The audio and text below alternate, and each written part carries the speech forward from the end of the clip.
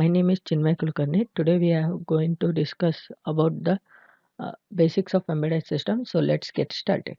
First of all, we'll get to know about the what is the meaning of word embedded. The embedded means that it lies inside the overall system, hidden from the view, forming an integral part of a greater device. So this is the meaning of embedded. So uh, let's now know about what you mean by embedded system. What is embedded system? An embedded system is one that has computer hardware with software embedded in it as one of its most important component. This is the definition of embedded system. Next one is we'll briefly discuss about the components of embedded system. Mainly there are three components of embedded system. The first one is hardware, the next one is software, and the next one is RTOS, that is real time operating system.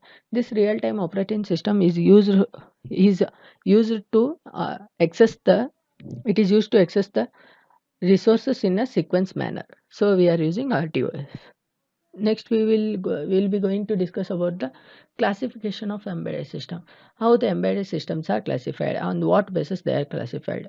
The mainly embedded systems are classified into three types, that is small scale embedded systems, medium scale embedded system, and sophisticated embedded system. First of all, in small scale embedded system, it is designed with 8 or 16-bit microcontroller, and they have less hardware and less software and are usually board level design. For example, washing machine, cooking machine, keyboard controller, etc. As you can see, the 8 or 16-bit microcontroller, it is very much basic version of the microcontroller. So it requires less hardware and software, so the complexity of the circuit will be very less. So the examples are washing machine, cooking machine, and keyboard controller. As compared to medium scale, the small scale is very less. So in medium scale, the system is going to be designed with 16 or 32-bit microcontroller. As you can see there, in small scale it is designed with 8 or 16 bit. So the improvised version in the medium scale, it is designed with 16 or 32-bit microcontroller, or the nowadays on advanced microcontroller which are used are digital signal processors. These have both hardware and software complexities. So the example for this medium scale embedded systems are bank ATM, mobile SIM, video games, etc. The last one is the sophisticated embedded system. In sophisticated embedded system, these systems are used for cutting edge applications that need hardware and software co-designed and integrated in the final system. For example, wireless LAN, that is local area network, WANs, wide area network, real time video, audio, etc. Next one is the very important concept in the now today's session is the comparison of microprocessor and microcontroller. It is also important in the exam perspective also. So let's discuss about this comparison between microprocessor and microcontroller. The microprocessors The microprocessors contains no RAM or no ROM and no IO ports on the chip itself, because as you can see in the diagram, the CPU is only defined, that is the microprocessor, and it does not contain any internal RAM, ROM or IO ports or external. So the designer having the choice to select the required RAM, that is random access memory, ROM, and how much IO ports he required and how much timers he have to integrate. So by the design perspective, the microprocessor is better as compared to microcontroller, because in microcontroller the it contains CPU and with the already dedicated RAM and ROM, IO ports, timers, and serial COM port. The first.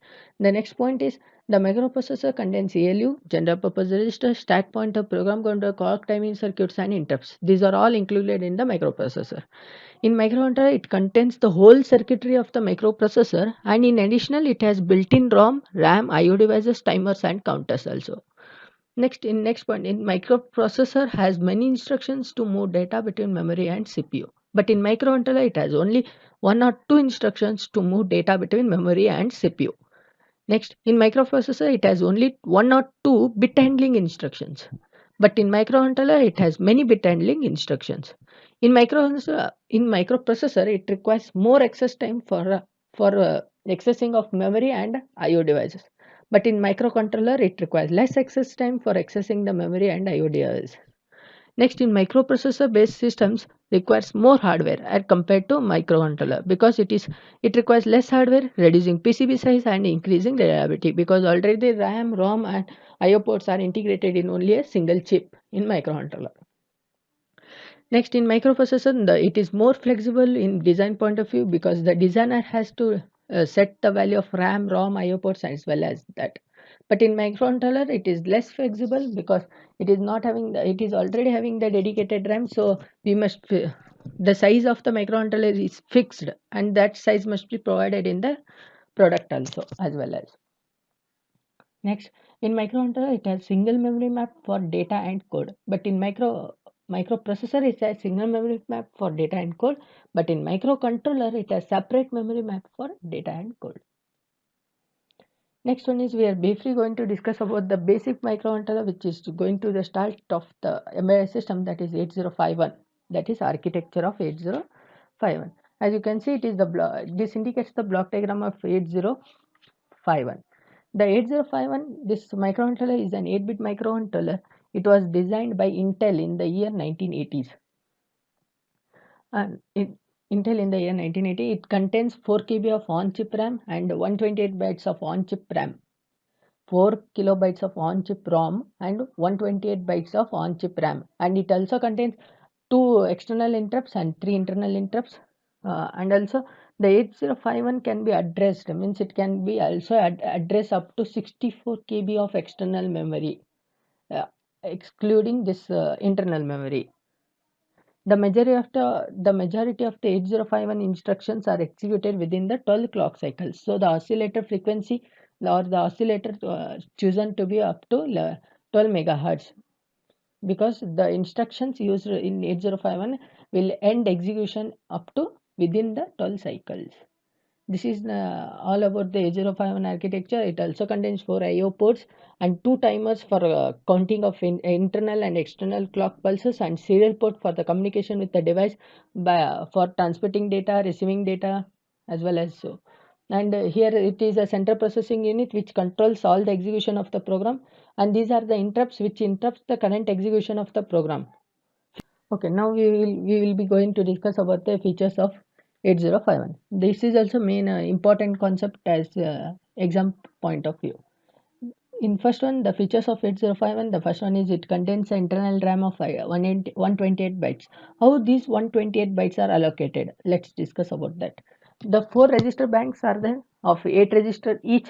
So each register is of 1 byte. So 8 register means 8.8 bytes. But it is having 4 register banks, so that 8 into 4 it will become 32 bytes of memory is allocated only for the registers. The next one is 16 bytes which are bit addressable.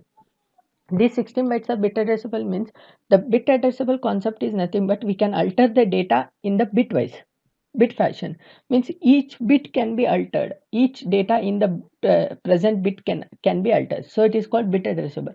One more concept is that is byte addressable, in that the whole byte, means one byte contains 8 bit, so whole 8 bit must be altered in the byte, so it is called byte addressable.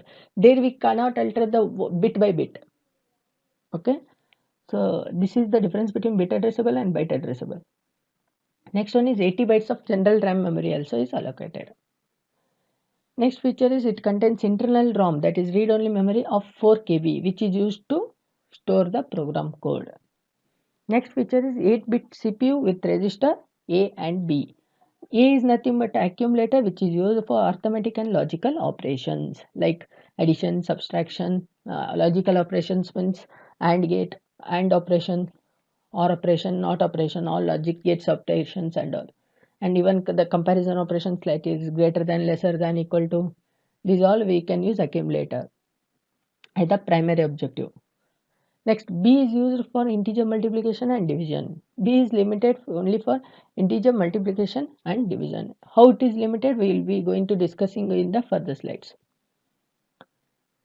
Next feature is 16-bit of program counter. It contains program counter of 16-bit size. The program counter mainly it holds the address of the location of the next instruction to be executed. Next feature is 16-bit data pointer. 16-bit data pointer, it is used to extend the external memory. As I said earlier in the architecture of 8051, that It can be addressed up to 64 KB of external data memory. So to access that external data memory, we are going to use 16-bit data pointer.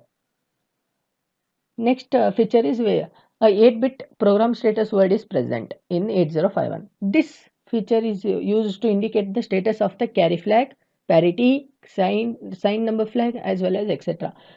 For example, if we are doing the addition operation using 8051, if the carry is generated, then in program status word the carry flag will be flagged to 1, so that it indicates that in addition the carry is generated. Otherwise, it will be 0, means it indicates that the carry is not generated. Likewise, even this parity and sign number flags is also working. Next feature is the 8-bit stack pointer is present in the 8051, where we can push and pop operations are used in the stack pointer to store the address of the data. Next, we are having total IO ports, that is 4 IO ports, 8-bit each, which are used to read and transmit the data. The next feature is it contains 2 timers of 16-bit each. These are used when counting internal clock pulses as well as the external clock pulses also. Next, it contains the serial data buffer. This is also of 8-bit each. Next, it contains 2 external interrupts and 3 internal interrupts. These interrupts will interrupt the normal execution of the instruction. Next one is control registers. These are also the control registers are nothing but TCON, TMOD, SCON, PCON, IP, and IE. These will be discussed further in the further video lectures, which controls the operation of the timer, serial port, and interrupts. As well as TCON means timer control, and TMOD means timer mode control. SCON means PCON, and IP is interrupt priority, and IE is interrupt enable. Next, 13th one is oscillator and clock circuits. The mainly 8051 is its instructions will be ends its execution within the 12 cycles. So it is recommended to use the minimum of 11.0592 megahertz of oscillator of frequency 11.0592 megahertz, or it is better to use 12 megahertz of oscillator. Okay, and as well as clock circuits. Next one, it also contains the 8 bytes of general purpose data memory. So this is last for the today's video session. Let's continue in the further video lectures. Bye bye. Thank you.